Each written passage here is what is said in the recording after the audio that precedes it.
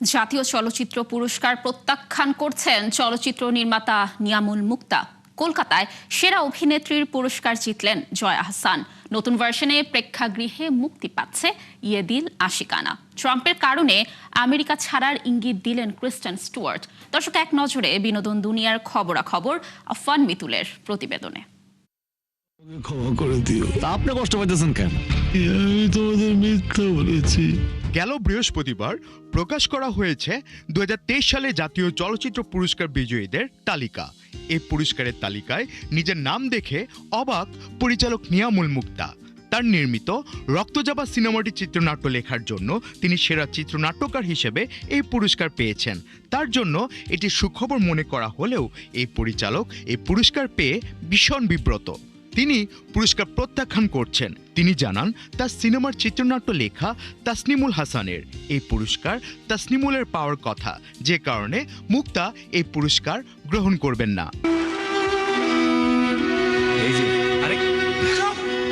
জয়া আহসানের ঝুলিতে নতুন বছরের শুরুতেই যুক্ত হলো আরেকটি গৌরবময় পালক। সমালোচকদের কঠোর বিচারের মাপকাঠি পেরিয়ে কলকাতার জনপ্রিয় টেলিভিশন চ্যানেল জি24 ঘন্টার আয়োজনে বিনোদনের সেরা 24 অ্যাওয়ার্ডে সেরা অভিনেত্রীর সম্মান পেলেন তিনি।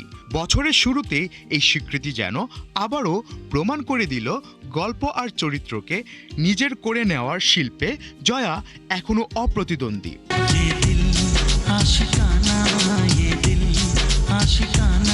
ভ্যালেন্টাইন্স ডে মানেই প্রেম, আর সেই প্রেমে যদি মিশে যায় নস্টালজিয়া, তাহলে অভিজ্ঞতাটা হয়ে ওঠে আরও বিশেষ। সেই আবেগকে ফিরিয়ে আনতেই প্রায় 24 বছর পর আবারও বড় পর্দায় ফিরছে 2002 সালে জনপ্রিয় রোমান্টিক সিনেমা ইয়ে দিল আশিকানা।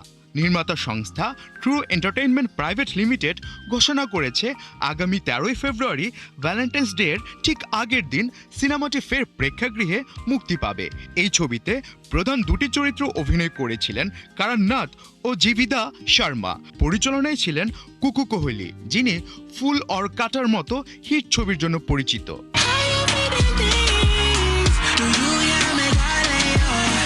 অস্কার মনোনীত মার্কিন অভিনেত্রী ও নির্মাতা ক্রিস্টেন স্টুয়ার্ট সম্প্রতি এক সাক্ষাৎকারে জানিয়েছেন, নিজ দেশে কাজের স্বাধীনতা না থাকায় আমেরিকা ছেড়ে অন্যত্র যেতে পারেন তিনি।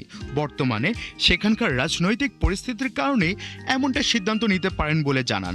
অভিনেত্রীর মতে, ট্রাম্পের শাসনামলে বাস্তবতা ভিন্ন রূপ নিচ্ছে। বিশেষ করে সিনেমা নির্মাণের ওপর ট্রাম্পের আরোপিত শুল্ক নিয়ে আতঙ্ক প্রকাশ করেছেন ক্রিস্টিন। জানিয়েছেন, দেশের বাইরে নির্মিত সিনেমার ওপর এমন বিধিনিষেধ চলচ্চিত্র শিল্পের জন্য ভীষণ ভয়ঙ্কর। আফফান মিতুল, ৭১।